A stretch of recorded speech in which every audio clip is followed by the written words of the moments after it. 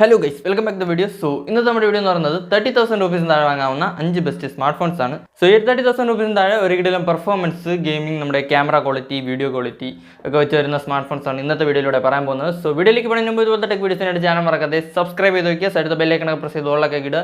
Video ഇഷ്ടപ്പെടാൻ like ചെയ്യുക. കൂടുതൽ വീഡിയോ വെച്ച് കിട്ടാതെ പെട്ടെന്ന് അവസാനിപ്പിക്കാൻ നോക്കാം. അപ്പോൾ കൂടുതൽ പറഞ്ഞ് പോരാടിപ്പിക്കുക. നമുക്ക് നേരെ വീഡിയോ. ആദ്യത്തെ സ്മാർട്ട് ഫോൺ എന്ന് പറയുന്നത് നത്തിങ്ങിൻ്റെതാണ്. Nothing phone 3A Pro. ഈ ഒരു സ്മാർട്ട് ഫോൺ എന്ന് പറയുന്നത് അത്യാവശ്യം ഒരു മിഡ് റേഞ്ച് പെർഫോമൻസിൽ വെച്ച് വരുന്ന ഒരു സ്മാർട്ട് ഫോണാണ്. പിന്നെ ഒരിക്കലും ക്യാമറ ക്വാളിറ്റിയും വീഡിയോ ക്വാളിറ്റിയും ഒക്കെ വെച്ച് വരുന്ന ഒരു സ്മാർട്ട് ഫോണാണ്. പിന്നെ നമ്മുടെ ആ ഒരു ബാക്കിലെ ലൈറ്റ് എത്തും പരിപാടി അതൊക്കെ ഉണ്ട്. അതൊക്കെ ഞാൻ പറയാതെ തന്നെ നിങ്ങൾക്ക് അറിയാമല്ലോ. അതൊക്കെ ഇഷ്ടമുള്ളവർക്ക് നോക്കാവുന്ന ഒരു സ്മാർട്ട് ഫോണാണ്. അപ്പോൾ പെട്ടെന്ന് തന്നെ നമുക്ക് ഇതിൻ്റെ സ്പെസിഫിക്കേഷനിലേക്ക് പോകാം. ഡിസ്പ്ലേയിലേക്ക് വരുമ്പോൾ 6.77 ഇഞ്ചസിൻ്റെ AMOLED ഫ്ലെക്സിബിൾ LTPS ഡിസ്പ്ലേ ആണ് വരുന്നത്. 120 Hz റിഫ്രഷ് റേറ്റ് ആണ്. ഇവിടെ കൊടുത്തിരിക്കുന്ന പ്രോസസ്സർ എന്ന് പറയുന്നത് നമ്മുടെ സ്നാപ്ഡ്രാഗൻ്റെ 7S Gen 3 ആണ്. ഒരു മിഡ് റേഞ്ച് പെർഫോമൻസ് നിങ്ങൾക്ക് ഈ ഒരു സ്മാർട്ട് ഫോണിൽ കിട്ടും. ഇനി ക്യാമറയിലേക്ക് വരുമ്പോൾ 50 മെഗാപിക്സലിൻ്റെ മെയിൻ ക്യാമറയാണ് കൊടുത്തിരിക്കുന്നത്. പ്ലസ് 50 മെഗാപിക്സൽ പ്ലസ് 8 മെഗാപിക്സൽ എന്നുള്ള രീതിയിലാണ് ബാക്കി അറേഞ്ച്മെൻറ്റ്സ്. പിന്നെ ഒരു 32 മെഗാപിക്സലിൻ്റെ സെൽഫി ക്യാമറയാണ് വരുന്നത്. ഇവിടെ നിങ്ങൾക്ക് 4K വീഡിയോസ് 30 FPS വരെ ഷൂട്ട് ചെയ്യാൻ പറ്റും, ഫ്രണ്ട് ക്യാമറയെന്നും ബാക്ക് ക്യാമറയെന്നും. ഫ്രണ്ട് ക്യാമറയെന്നും ബാക്ക് ക്യാമറ എന്നൊക്കെ 4K വീഡിയോസ് എടുക്കണമെന്നുണ്ടെങ്കിൽ നിങ്ങൾക്ക് ഈ ഒരു സ്മാർട്ട് ഫോണും പരിഗണിക്കാവുന്നതാണ്. ഇനി പറയാൻ പോകുന്ന സ്മാർട്ട് ഫോൺസും ഒക്കെ പരിഗണിക്കാവുന്നതാണ്. അപ്പോൾ വീഡിയോ മൊത്തം കാണുക. ഇനി ബാറ്ററിയിലേക്ക് വരുമ്പോൾ 5000 mAh ബാറ്ററിയാണ് വരുന്നത്. 50 വാട്ട്സിൻ്റെ ചാർജിങ് ആണ്. IP64 വരുന്നത്. പിന്നെ ഡുവൽ സ്റ്റീരിയോ സ്പീക്കേഴ്സൊക്കെയാണ് കൊടുത്തിരിക്കുന്നത്. പിന്നെ ഈ ഒരു സ്മാർട്ട് ഫോണിൻ്റെ കുറച്ച് പ്രശ്നങ്ങൾ എന്താണെന്ന് ചോദിച്ചു കഴിഞ്ഞാൽ അങ്ങനെ വലുതായിട്ട് പറയാനൊന്നുമില്ല. ഒരു ആവറേജ് പെർഫോമൻസിലാണ് വരുന്നത്. പിന്നെ UFS 2.2 ആണ് ഈ ഒരു പ്രൈസ് റേഞ്ചിൽ കൊടുത്തിരിക്കുന്നത്. അതൊന്ന് മാറ്റാമായിരുന്നു, അത്രേ ഉള്ളൂ. ഈ സ്മാർട്ട് ഫോണിൻ്റെ പ്രൈസിങ്ങിലേക്ക് വരുമ്പോൾ 8+256GB ROM വേരിയൻറ്റ് 31,400 രൂപീസിനാണ് വരുന്നത്. പിന്നെ നിങ്ങൾ ഈ കാണുന്ന സമയത്ത് ചിലപ്പോൾ ഈ ഒരു പ്രൈസ് ആയിരിക്കില്ല, കൂടാനോ കുറയാനോ ഒക്കെ സാധ്യതയുണ്ട്. അപ്പോൾ അതൊക്കെ നോക്കിയിട്ട് വാങ്ങുക. നമ്മുടെ ലിസ്റ്റിലെ അടുത്ത സ്മാർട്ട് ഫോൺ എന്ന് പറയുന്നത് OnePlusൻ്റെതാണ്. OnePlus Nord 4 നിങ്ങൾക്ക് അറിയാവുന്ന സ്മാർട്ട് ഫോൺ ആയിരിക്കും. അത്യാവശ്യം ഒരു നല്ല പെർഫോമൻസിലും നല്ലൊരു ക്യാമറ ക്വാളിറ്റിയൊക്കെ തരുന്നത് ബെസ്റ്റ് ഓൾറൗണ്ടർ സ്മാർട്ട് ഫോണാണ്. അപ്പോൾ പെട്ടെന്ന് തന്നെ നമുക്ക് ഈ ഒരു സ്മാർട്ട് ഫോണിൻ്റെ സ്പെസിഫിക്കേഷനിലേക്ക് പോകാം. ഡിസ്പ്ലേയിലേക്ക് വരുമ്പോൾ 6.74 ഇഞ്ചസിൻ്റെ 1.5K AMOLED ഡിസ്പ്ലേ ആണ് കൊടുത്തിരിക്കുന്നത്. 120 Hz ഡൈനാമിക് റിഫ്രഷ് റേറ്റ് ഒക്കെയാണ് കൊടുത്തിരിക്കുന്നത്. ഇവിടെ കൊടുത്തിരിക്കുന്ന പ്രോസസ്സർ എന്ന് പറയുന്നത് നമ്മുടെ സ്നാപ്ഡ്രാഗൻ്റെ 7+ Gen 3 ആണ്. അത്യാവശ്യം നല്ല പെർഫോമൻസ് ഈ ഒരു സ്മാർട്ട് ഫോണിൽ കിട്ടും. ഇനി ക്യാമറയിലേക്ക് വരുമ്പോൾ 50 മെഗാപിക്സലിൻ്റെ OIS സപ്പോർട്ടുള്ള മെയിൻ ക്യാമറയാണ് കൊടുത്തിരിക്കുന്നത്. പ്ലസ് 8 മെഗാപിക്സലിൻ്റെ ഒരു അൾട്രാ വൈഡും 16 മെഗാപിക്സലിൻ്റെ സെൽഫി ക്യാമറയാണ് വരുന്നത്. ഇവിടെ നിങ്ങൾക്ക് മാക്സിമം 4K വീഡിയോസ് 60 FPS വരെ ഷൂട്ട് ചെയ്യാൻ പറ്റും. ഇനി ബാറ്ററിയിലേക്ക് വരുമ്പോൾ 5000 mAh ബാറ്ററിയാണ് വരുന്നത്. 100 വാട്ട്സിൻ്റെ ഫാസ്റ്റ് ചാർജിങ് ആണ്. ഔട്ട് ഓഫ് ദ ബോക്സ് 114 വരുന്നത്. LPDDR5X UFS 4.0 കൊടുത്തിട്ടുണ്ട്. ഇനി ഈ ഒരു സ്മാർട്ട് ഫോണിൻ്റെ പ്രൈസിംഗിലേക്ക് വരുമ്പോൾ 8+128GB ROM വേരിയൻറ്റ് 29,498 രൂപീസിനാണ് വരുന്നത്. അതായത് 29,500 രൂപീസിന് ഈ ഒരു സ്മാർട്ട് ഫോൺ നിങ്ങൾക്ക് വാങ്ങാവുന്നതാണ്. ഒരു ബെസ്റ്റ് ഓൾറൗണ്ടർ സ്മാർട്ട് ഫോൺ, ഒരു കിടിലൻ ക്യാമറ ക്വാളിറ്റിയും നല്ലൊരു പെർഫോമൻസിലും വെച്ച് വരുന്ന ഒരു സ്മാർട്ട് ഫോണാണ് നോക്കുന്നതെങ്കിൽ നിങ്ങൾക്ക് ഈ ഒരു സ്മാർട്ട് ഫോൺ പരിഗണിക്കാവുന്നതാണ്. നമ്മുടെ ലിസ്റ്റിലെ അടുത്ത സ്മാർട്ട് ഫോൺ എന്ന് പറയുന്നത് മോട്ടോയുടേതാണ്. Motto H50 Pro. നിങ്ങൾ അത്യാവശ്യം കുഴപ്പമില്ലാത്തൊരു പെർഫോമൻസും നല്ലൊരു ക്യാമറ ക്വാളിറ്റിയും വീഡിയോ ക്വാളിറ്റിയൊക്കെ വെച്ച് വരുന്ന ഒരു ബെസ്റ്റ് ഓൾറൗണ്ടർ സ്മാർട്ട് ഫോണാണ് നോക്കുന്നതെങ്കിൽ നിങ്ങൾക്ക് ഈ ഒരു സ്മാർട്ട് ഫോണും പരിഗണിക്കാവുന്നതാണ്. അപ്പോൾ പെട്ടെന്ന് തന്നെ നമുക്ക് ഇതിൻ്റെ സ്പെസിഫിക്കേഷനിലേക്ക് പോകാം. ഡിസ്പ്ലേയിലേക്ക് വരുമ്പോൾ 6.7 ഇഞ്ചസിൻ്റെ 1.5K POLED കർവ്ഡ് ഡിസ്പ്ലേ ആണ് വരുന്നത്. കർവ്ഡ് ഡിസ്പ്ലേ ഒക്കെ ഇഷ്ടമുള്ളവർക്ക് ഒരു നല്ല ചോയ്സ് ആയിരിക്കും. പിന്നെ 144 Hz റിഫ്രഷ് റേറ്റ് ആണ് കൊടുത്തിരിക്കുന്നത്. ഇവിടെ കൊടുത്തിരിക്കുന്ന പ്രോസസ്സർ എന്ന് പറയുന്നത് നമ്മുടെ സ്നാപ്ഡ്രാഗൻ്റെ 7 Gen 3 ആണ്. അത്യാവശ്യം ഒരു നല്ല പെർഫോമൻസ് ഈ ഒരു സ്മാർട്ട് ഫോണിൽ കിട്ടും. ഫ്ലാഗ്ഷിപ്പ് പെർഫോമൻസ് ഒന്നും അല്ലെങ്കിലും കുഴപ്പമില്ലാത്തൊരു പെർഫോമൻസ് നിങ്ങൾക്ക് ഈ ഒരു സ്മാർട്ട് ഫോണിൽ കിട്ടും. ഇനി ക്യാമറയിലേക്ക് വരുമ്പോൾ 50 മെഗാപിക്സലിൻ്റെ മെയിൻ ക്യാമറയാണ് കൊടുത്തിരിക്കുന്നത്. പ്ലസ് 13 മെഗാപിക്സൽ പ്ലസ് 10 മെഗാപിക്സൽ എന്നുള്ള രീതിയിലാണ് ബാക്കി അറേഞ്ച്മെന്റ്സ്. 50 മെഗാപിക്സലിൻ്റെ സെൽഫി ക്യാമറയാണ് വരുന്നത്. ഇവിടെ നിങ്ങൾക്ക് മാക്സിമം 4K വീഡിയോസ് 30 FPS വരെ ഷൂട്ട് ചെയ്യാൻ പറ്റും, ഫ്രണ്ട് ക്യാമറയെന്നും ബാക്ക് ക്യാമറയെന്നും. ഒരു ബെസ്റ്റ് വീഡിയോ ക്വാളിറ്റിയും ക്യാമറ ക്വാളിറ്റിയും ഈ ഒരു സ്മാർട്ട് ഫോണിലും കിട്ടും. ഇനി ബാറ്ററിയിലേക്ക് വരുമ്പോൾ 4500 mAh ബാറ്ററിയാണ് വരുന്നത്. 125 വാട്ട്സിൻ്റെ ചാർജിങ് ആണ്. 50 വാട്ട്സിൻ്റെ വയർലെസ് ചാർജിങ്ങും കിട്ടുന്നുണ്ട്.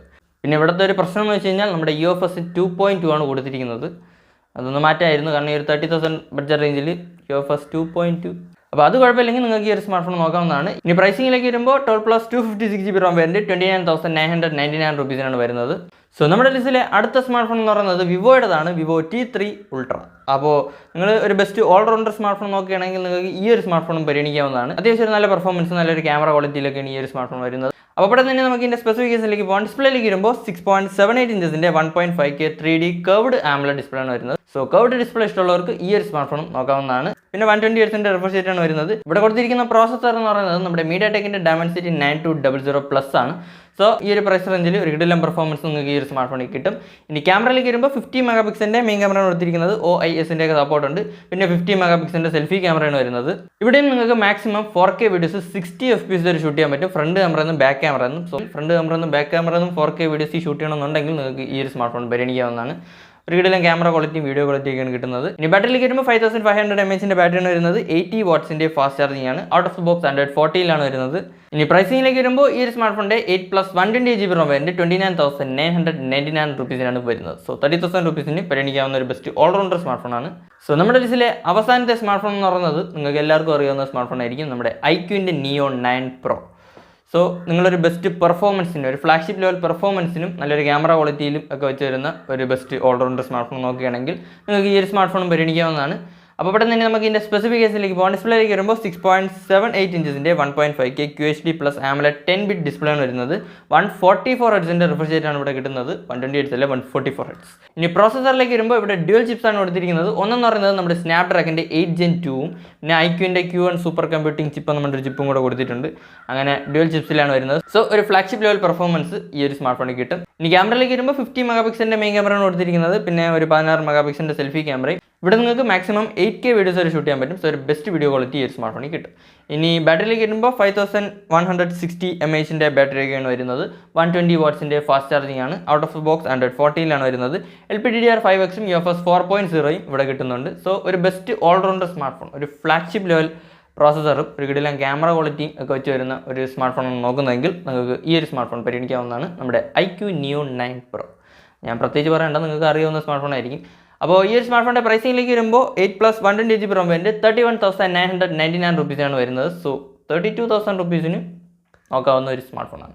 പിന്നെ ഇതല്ലെങ്കിൽ നിങ്ങൾക്ക് ഇപ്പോൾ ഇറങ്ങിയ നമ്മുടെ iQൻ്റെ Neo 10R നോക്കാവുന്നതാണ്. അപ്പോൾ ഈ ഒരു iQ Neo 10Rൻ്റെ സ്പെസിഫിക്കേഷനിലേക്ക് വരുമ്പോൾ 144 ഹെർട്സിൻ്റെ 1.5K AMOLED ഫ്ലാറ്റ് ഡിസ്പ്ലേ ഒക്കെയാണ് വരുന്നത്. ഇവിടെ കൊടുത്തിരിക്കുന്ന പ്രോസസ്സർ എന്ന് പറയുന്നത് നമ്മുടെ സ്നാപ്ഡ്രാഗണിൻ്റെ 8S Gen 3 ആണ്. സോ ഇവിടെയും നിങ്ങൾക്ക് ഒരു കിടിലൻ പെർഫോമൻസ് ഈ ഒരു സ്മാർട്ട് ഫോണിൽ കിട്ടും. പിന്നെ 50 മെഗാപിക്സലിൻ്റെ മെയിൻ ക്യാമറയാണ് കൊടുത്തിരിക്കുന്നത്. 32 മെഗാപിക്സലിൻ്റെ സെൽഫി ക്യാമറയും. ഇവിടെ നിങ്ങൾക്ക് 4K വീഡിയോസ് 60 FPS ഷൂട്ട് ചെയ്യാൻ പറ്റും. സോ ഒരു ബെസ്റ്റ് വീഡിയോ ക്വാളിറ്റിയും ഈ ഒരു സ്മാർട്ട് ഫോണിൽ കിട്ടും. ഇനി ബാറ്ററിയിലേക്ക് വരുമ്പോൾ 6400 mAh ബാറ്ററിയാണ് വരുന്നത്. 80 വാട്ട്സിൻ്റെ ഫ്ലാഷ് ചാർജിങ് ആണ്. ഇനി ഈ ഒരു സ്മാർട്ട് ഫോണിൻ്റെ പ്രൈസിംഗിലേക്ക് വരുമ്പോൾ 8+ 256GB ROM വേരിയൻറ്റ് 28,998 rupees വരുന്നത്. സോ കുറച്ചും കൂടെ പ്രൈസ് കുറവിൽ നോക്കുകയാണെങ്കിൽ നിങ്ങൾക്ക് ഈ ഒരു സ്മാർട്ട് ഫോൺ നോക്കാവുന്നതാണ്.